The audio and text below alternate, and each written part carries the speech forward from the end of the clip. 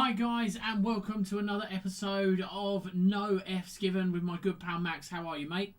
Yes, mate, I'm all good. I'm Uh, and excellent. and sadly, we were unable to attend the fight of Joe Joyce for Zilly Zhang because Max's bum wasn't too well. So this is the episode of the 24th of September. Yeah, you've only got one mum. You only got one ass. Anyway, guys, so I want to jump straight in with some of the local news. Obviously, not local news, sorry, some of the news that we obviously know about Zilly Zhang defeating Joe Joyce, and that was a hell of a knockout, mate, wasn't it? Yes, mate, and I was gobsmacked, to be honest with you. You was like this, I was like, no way.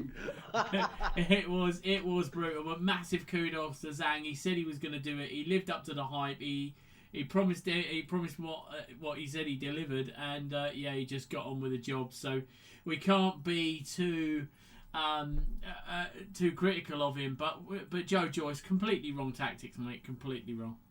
Yes, yeah, it was completely wrong, but I was like, but the training he was getting, his trainer actually stands on nearly a big platform boats like that because it's so small. I I don't think think there that might have been done also Joe a any language favours. barrier as well, wasn't it? Salas, I think, was his name. The reason that name sticks with me so well was obviously the Johnny Fisher fight that we went Yeah, to. But I'd like to say thank you very much to Queensbury for inviting us. We went to the press conference. It was an interesting press conference. it The was. predictions of who we spoke to actually came right, all except the Joe Joyce thing. Uh, Yeah, but I think if we're honest, we did, and we held a poll on it, and most people thought he would struggle, and they were right.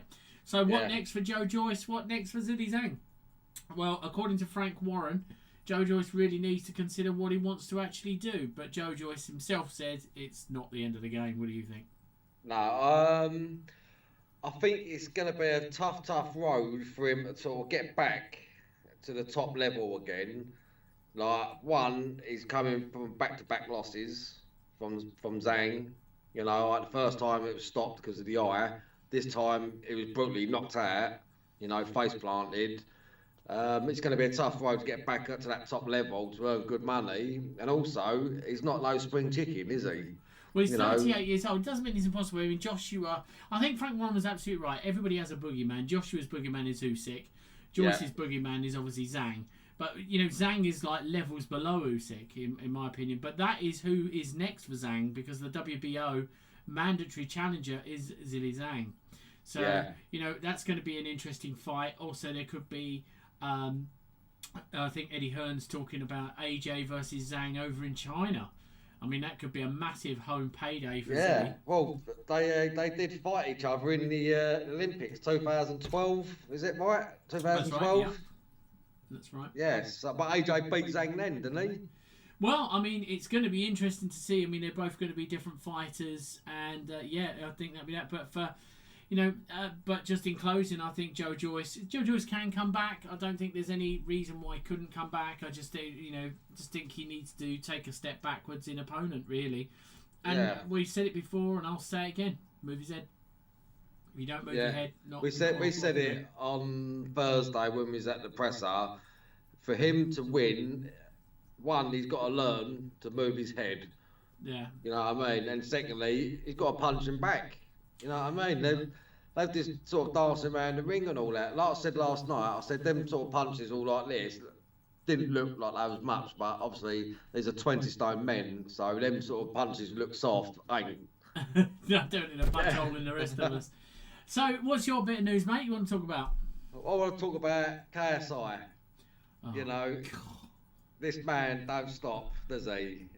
Right? He started off with his video mugging Tommy Fury off, saying you're nothing, you're just a little muggy little brother of the Furies. And I thought it was a bit funny. And then he went on to saying, yeah, when I say John Fury, I'm going to slap him. And then In straight his away tits. went, yeah, I'll slap his tits. Jesus. Okay, I mean, you got to listen, give it I to don't want to be in his comedy. boots when he meets all the Furies, because when he fights Tommy next month, it ain't going to be just Tommy and John there. It's going to be the lot. What I don't know, and John's a bit tasty, I heard. So Yeah, outside of the ring, he might be in his like late 50s, early 60s, but he's still quite tasty and handy. He I can still throw them. reckon he'll rip Tommy, KSI a new arsehole. I really do. Well, I hope so anyway, because I was just thinking. Yeah, but did he say something about Tyson saying, oh yeah, I can hit harder than him or something? Was I reading that right? What? No KSI. way, John Fury. KSI hits harder than Tyson Fury. I'm sure that was what was kicking off the beef and all that. Crikey. I tell you, he needs medical help, that guy, doesn't he? Or certainly mental health help. I mean, he's going to need medical help after it, but I just think... Yeah, I'll be there with the old first aid kit. I remember when we met KSI at the Edwards Campos fight. God, he was... yeah. I'll leave my judgment, I think. I mean, he might be a nice guy outside of boxing, but in boxing, he's acting a tit. Do you know what I mean? Yeah, he's listen. Don't get me wrong, he's game, but sometimes you can chew off more than you can bite off more than you can chew. Yeah, but Eddie the Eagle Edwards was game, but the best thing to have done with him was to shoot him between the eyes and every minute put on ski glasses, isn't it? I mean, mind you, he did say Eddie the Edwards always actually said, "You might not remember." He said, "I finished last, and you remember me. Who finished first?" Right? And if it wasn't for the fact he released that film. It was the flying fin, we wouldn't know. So he absolutely has it spot on. But I just think that, for my point of view, I think KSI is a twat. And you can quote me on that. And if you have a problem with me, KSI, you're quite welcome to come and confront me at the next presser. I'll hopefully be at the Matchroom presser this weekend. This Thursday. So feel free to come down and confront me there. Bring it on. Yeah. Bring it on, yeah. Do you know what I mean? And don't use elbows. Otherwise, I'll use my head. Whack. That's how it'll be. So, anyway, I want to go and talk about Conor Benn. So, Conor Benn actually came back. And this is really, really controversial because, obviously, he hasn't got a licence in Great Britain under the BBBOC. They're not giving him a licence. They're actually taking a legal battle to have him suspended and overturn the hearing that... Unless your name's Eddie Hearn. Yeah, and who so... claims he is free to fight in the UK. He has been cleared. He has passed this and that. But... Well, there's you know news what? saying otherwise. Well, I'll tell you why. Because the system works quite different. You can fight in Great Britain under two circumstances. The first circumstance is that you're licensed from the British Boxing Board of Control. The second circumstance is you're licensed outside through another commission and you apply to box. Yeah? That's at that point you can do that. So it's been reported, I have to say, that the BBOC and UKAD, if they win the appeal process, the temporary suspension that was lifted will be reinstated, and he's not going to get any permission to box whilst that is a legal ongoing process. What does that count only in the UK, or is that only the UK? Okay. So he's free to fight in the States, Saudi, Mexico, wherever, apart from the United Kingdom. Yeah, but it goes straight against what Eddie was saying, that that he is free to box here. No, he isn't. He has to apply for permission to box. And that's if he doesn't apply for his licence. Eddie said, he's gone on record as saying, we'd much prefer him to have his own licence in the UK. But here's another thing that's been underhanded. It was only announced a few days before the fight, that he was fighting back in Florida. Okay, it wasn't on the card on Rodolfo Orozco, who is much bigger than him. There's a couple of things I want to bring up. So Orozco, who's much bigger than him, it was only announced a few days before. However, Eddie went on another channel and actually was telling them that Ben's been in camp for 12 weeks. Yeah. Okay, so this has all been planned and it's all been done. Do you think it's a bit underhanded? Well, it without sounding too sort of bad about it, I like a clean sport. I love a clean sport. For me, it's if everyone's playing a fair game, everyone's honest. That's what I love, right? Made the best man win to the natural born ability, not medically enhanced, right? That's the way I see it. Yeah. But a lot of things, this is where the dark side of boxing comes in. I sort of understand why it's been done because of all the criticism and everything else.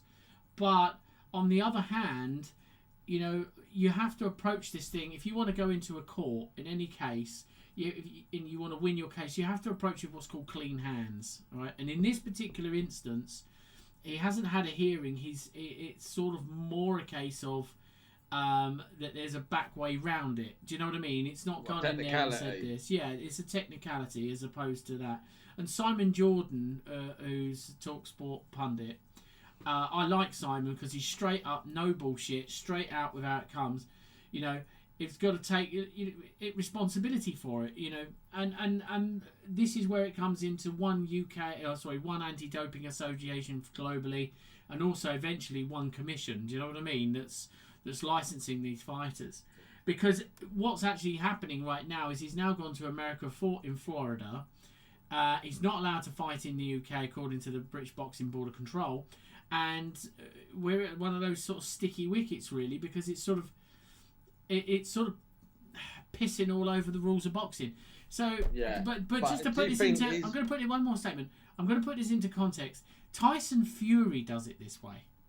So he's not licensed by the British Boxing Board of Control. He's licensed by, I think, the Nevada State Athletic Commission, and applies to box. But Tyson Fury isn't under suspension or review. No. But do you think? I've got 2 points here. Do you think he's been badly advised by someone, Conor? And secondly, do you think he's received heavier criticism than any other boxer what's been suspected of caught with things? I mean, is this reflecting on the news articles that people are suspecting that British Boxing Board of Control is racist, homophobic, and all that stuff? Well, I was gonna say that, but I thought I'd not say that, if you know what I mean. I just thought has he been treated a lot differently and received heavier criticism than Tyson, Billy Joe, or anyone else that's been caught? Do you know the answer? The question that is, I don't know. I really don't think he's been treated any differently. And if he has, then the British Boxing Board of Control got something to answer. Yeah, but I don't remember Tyson getting this much stick. Yeah, but this much stick is coming from the general public. This much stick is that's being... that's what I'm getting at. Did They they stick it on him as much? Yeah, but it's his own fault in a lot of ways. Now, I like Conor. I but that comes like back him. to my first point. Was he badly advised? Listen, right, we have a big problem, okay? There's a lot of problem in the UK when Joshua made his statement that he didn't read properly and just read something out someone else wrote, right? Yeah. You agreed with that. There was problems, there was uproar and all sorts of it, and it cost him a lot of fans, right? It did cost him a lot of fans. Okay. Now, there was uproar about that. He was held accountable for what came out his mouth. Yes. So is Conor. Right, we know Conor. We've met Conor. You know, we know one of his dear friends, a good trainer of his, who's going to be helping us out on the show. And I've got nothing but love for that kid. I think he's a fantastic kid. He's a phenomenal fighter. But sometimes emotions get the better of him and he doesn't think what he says, you know. And it does cause that sort of controversy. Now, I think he has been ill-advised. I think he's all about chasing the money. He's just faced a heavy £400,000 legal bill, which, quite frankly, is ridiculous for anyone to suffer because of that, just to defend his name. I totally understand it. And he's gone, and the minute he's won his case, he's on his blower, or Eddie's phoning him and saying, Con, listen, now you've won your case, I can get you a fight in Florida. Okay, you can be on the undercard. Yeah, and he's gone, oh, cheers, Ed. Could do with that. I need a few quid. I haven't earned any money for 18 months. It's cost me 400 bags. I could do with a few quid. Sounds like a cracking idea to me. Are you sure I'm going to get licensed? Yeah, I'll get your license, Conor, and you can fight. If that's that could be good or bad, right? Depends on what way you're looking at it. Depending on what you're looking at. The fact he is not suspended at the moment by the British Boxing Board of Control means he's actually licensed to fight. Eddie is absolutely right. Is he morally, should he be fighting, is a different question to whether he's actually legally allowed to fight. Yeah.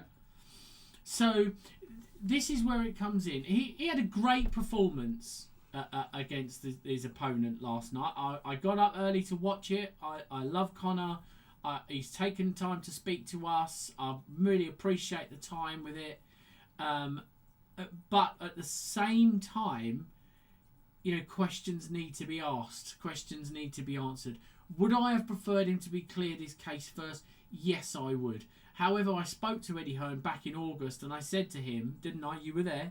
I said, Yeah. Eddie, I said, there's news that they're going to appeal it. What are you going to do about it now? He said, you can trust it till it gets to the last day before they decide to appeal it. And they did. And they did that. And they did exactly that. So, I want to sort of say on Conor's side, I totally get it. I totally understand why you're doing what you're doing. I totally understand why you want to earn a living. But what I would also say is, when you do things like this, Conor, you're gonna face criticism. Yeah, you're damned if you do. You're damned if you don't. And I told him this when I was there. You were with me, and I said, Yeah. Conor, I'm going to give you the best advice. Opinions are like arseholes. Everyone's got one, and they all stink. And the only one that really matters is yours.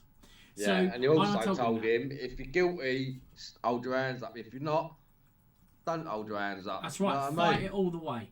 Fight Yeah. it all the way. So And that's what he's done. He's fought it all the way. yeah, yes. Now yes. on And tooth, you know what I mean? And I think you can't argue with that. You can't say that that's a bad thing. I think that it's, he's done exactly what's been expected of him, and he's fought this guy. But moving out of the technical stuff with the British Boxing Board of Control and Eddie Hearn and all the rest of it. So he goes and fights a guy much heavier than himself. Obviously, he was totally above his weight range completely, and I think he was close. Taller, heavier. And he was in the Chris Eubank range, and I'm wondering if that was what this was all aimed at. And Yeah. he couldn't stop him. He couldn't stop him. He was But then hitting there's that another lad. reason why. It's 'cause he's Did he Mexican. need rands in the bank? That's bollocks. That's Well, bollocks. Listen, is he weren't hitting him 90%. He weren't hitting him 50%. He was catching that lad on the chin 100%. Yeah. And he couldn't but then put you him can away. go back to George Lillard. We know he can bang people out, but he needed rounds in the bank. Yeah, but if he it, went a distance. yeah, but and we know he's a powerful fighter. Yeah, but Max, hang on. Listen, let's cut the bullshit, right? If George Lillard could have put that fella away inside of 2 rounds, he would have done. If Chris Eubank, I do apologise, Conor. If Conor could have put that lad last night away inside of 2 rounds, he would have done. There's no point making excuses after the fact. That Conor hit that lad, right, with everything he had, and the kid kept coming after him. He was not strong enough to put him away. Now, he's a tough Mexican dude. He'd never been down before. So, Well, you said it yourself, Mexican. yeah. It's like hitting a brick wall. It's tough. Yeah. It was like, but if Conor could have put him away, he would have done. But he couldn't. So the question is, Chris Eubank Jr. was watching and went, yawn. Was his sort of social media thing. Nigel went nuts after, right? So he signed a contract. No point being Charlie Big Bananas. Signed a contract. We're not frightened. We're really confident in Conor. Now, Chris Eubank's display against Liam Smith Jr. was really good, right? He had a really, really good fight against him. But Conor Benn's performance last night wasn't that great. When I say it wasn't that great, he was hitting him with everything. It was, from a boxing perspective, it was so entertaining. He hit him with everything other than the ring post.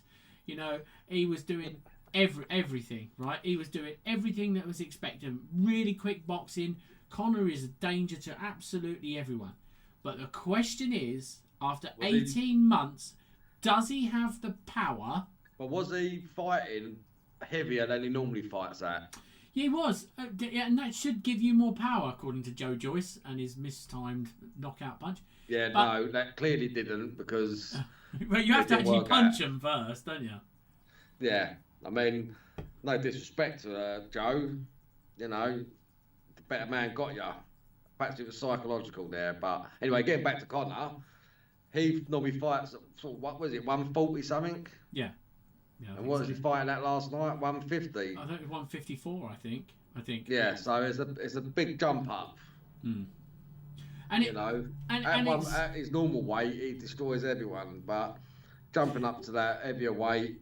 Yeah, and he does. And I think that you've got to conquer the weight division you're in. My one fear would be for him to face Chris Eubank Jr. Yeah. And Conor gets stopped. Right, and I'll tell you why. Because Eubank Jr., when he had to lose all that weight, that was what I think caused him to lose the first fight against Liam Beefy Smith. Liam Beefy Smith that's what I said, wasn't it? Yeah, Liam Beefy Smith had to lose the same amount of weight, apparently. What, 3 stone? I know it was more, wasn't it? I don't think Eubank. That's what he said. He had to lose, wasn't it? 3 stone. Yeah, but he had to put it on first. He was sick. He put it on and had to lose it again. Whereas Eubank Jr. was at a normal, natural weight and had to lose quite a bit of weight to get down for Conor. So my argument would be, I think he was talking about Conor reckoned he was walking around at 175. I don't see how his frame can do that. He don't look like he's tubby. Well, on the interview on Eubank Smith 2 fight, Conor said he's around 170 or something. He said, or did he say he'd fight him at 170? I don't know. But for someone so short like Conor and being 170, he's going to struggle to move. Well, I don't think he'll struggle to move, but I think he'll check his gas tank, literally. But yeah. I'm just sort of sitting here thinking to myself, it's going to be a really difficult ask, I think, for Conor to get up to Chris Eubank's weight level, 160, 170, whatever it is, and actually beat that man, because I think he moves just as quick. Obviously, Conor's got age on him, but I think I don't know. I mean, I would say, I don't know if Conor beats him. I'd like to think he would, to be fair. Yeah. Well, I think the ideal weight thing here would be if Eubank moved down 1, Conor went up 2. That'd be more of a fairer fight. Yeah, I think. As in terms of Eubank ain't got to go so skinny. Yeah, that it's on, and Chris was saying it's going to be on my terms now, and I think he's absolutely right. So yeah. I mean, that for me is where that's at. But we just have to wait and see what comes out the bag with Eddie Hearn and what he manages to say about the whole sort of scenario. Yes. But moving on, talking about Eddie Hearn, I want to move on back to Zhilei Zhang. Now, there's talk about him fighting Anthony Joshua, and that says that Eddie Hearn's gone on record saying that actually interests him in China. What do you think of that? Fancy a trip to China, mate? Well, that would be a very interesting fight. It's going to have to be for mega money. 2 giants. You know what I mean? They're both similar in height. But I think Zhang come in 2 stone heavier, didn't he, than what Joshua is? Up to, I think, yeah. Because I'm an 18 stone heavyweight. I'm a new breed. Oh, this guy's 20 stone, yeah. Yeah, and he still managed to throw combos. Yeah. it would be interesting, I have to say, that we could go out there and call a fight. But I think as well, what you've got to look at is it would be interesting. I think I've never been to China before, so that'll be a... I think, I don't know, something tells me Zhang will beat Joshua. You just got a Joshua hate campaign going on. No. Listen, I used to like Joshua. I used to love his fighting. You know what I mean? Until that one day, he ruined it. Yeah. I totally get it. But I think Joshua stopped Zhang. Anyway, you tell me, what's the next discussion point? Right. Francis Ngannou and Tyson Fury. Oh, right? It's now starting to become this little bit of circus, isn't it? It is. But this is an accusation coming from Ngannou about Tyson Fury's gloves. And it's not the first boxer I've heard complain about it. Is he a bit of a glove cheat? No, I don't see how you can be a glove cheat. Not in this day and age. Not with everything going on. If you look back, even Wilder said that the gloves were proper flappy and all that. And if you watch some of the videos and you go in slow mo, his gloves are flapping around like that. They're not. That's not how gloves are. It's like he's tucked his fingers down under the padding. Yeah, listen. I don't believe they're rigged. I don't believe it's fake. I just think it's. Well, I'll tell you what. I'm gonna find this on YouTube, the slow mo version when he's fighting Wilder. Listen, Wilder when he lost against it, he had 1,000,001 excuses.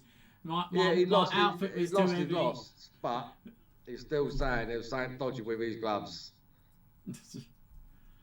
I don't know. And anyway, and then Ngannou's picked up on that, and he's quite concerned. He's not concerned. I think he's. Listen, it ain't gonna matter. It ain't gonna matter with Tyson Fury could have one arm time behind his back. He's still gonna beat Ngannou. It's a complete mismatch for boxing. Yeah, it might be, but if it is a proper boxing match and Ngannou does clock Tyson, I think that could be over.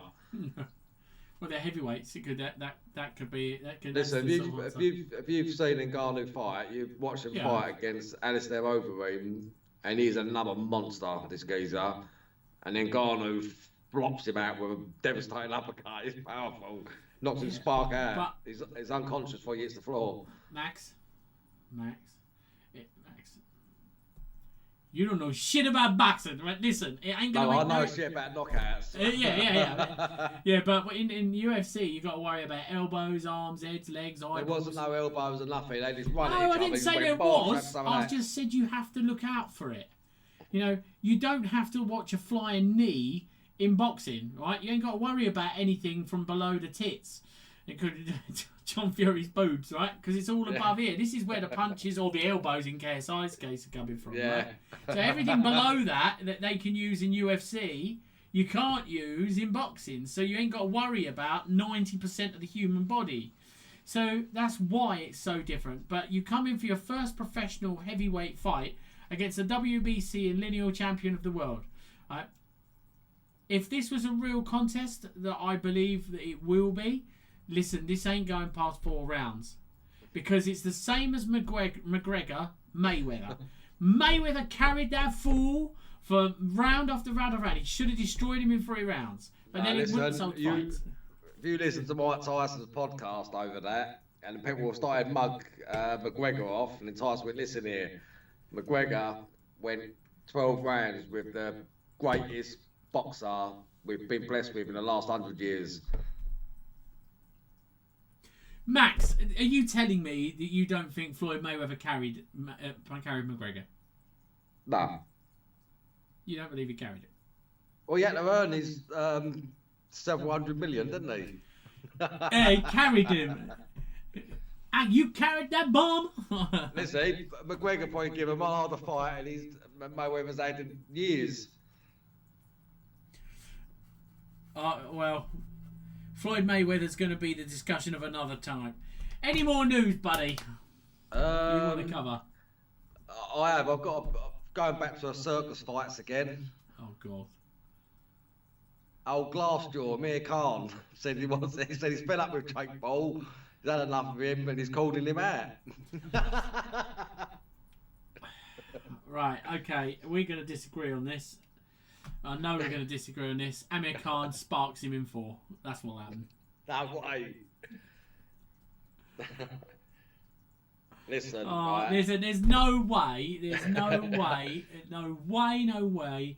Jake Paul is going to do anything to a former world champion. He was. Listen, he's a has-been. He's gone. Carl Froch will beat the shit out of Jake Paul.